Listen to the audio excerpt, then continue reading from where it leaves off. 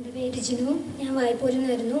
എനിക്ക് കഴിഞ്ഞ ആഴ്ച ട്രിവാൻഡ്രത്ത് ഒരു എക്സാം ഉണ്ടായിരുന്നു. എക്സാമിന് പോകാൻ വേണ്ടിയിട്ടിരുന്ന ട്രെയിനൊന്ന് ഉണ്ടായിരുന്നില്ല. പിന്നെ ലേറ്റായിട്ട് വേറൊരു ട്രെയിനാണ് പോയത്.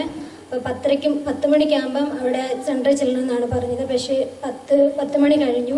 ഞാൻ അവിടെ നിന്ന് സാക്ഷ്യപ്പെടുത്താമെന്ന് പറഞ്ഞതിൻ്റെ പേരിൽ എനിക്ക് 10:25 ആയപ്പം എക്സാം സെൻറ്ററിൽ കയറാൻ പറ്റുകയും എക്സാം എഴുതാൻ പറ്റുകയും ചെയ്തു. എക്സാമിൽ ഞാൻ പാസ്സാവുകയും ചെയ്തു. ഈശോയ്ക്ക് ഒരായിരുന്നു.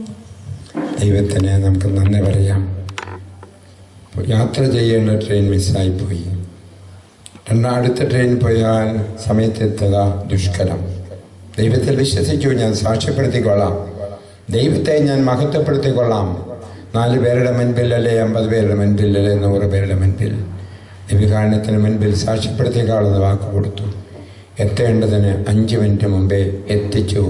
മാത്രമല്ല വിജയം കൊടുത്തു. പരീക്ഷയിൽ പാസ്സാവുകയും ചെയ്തു.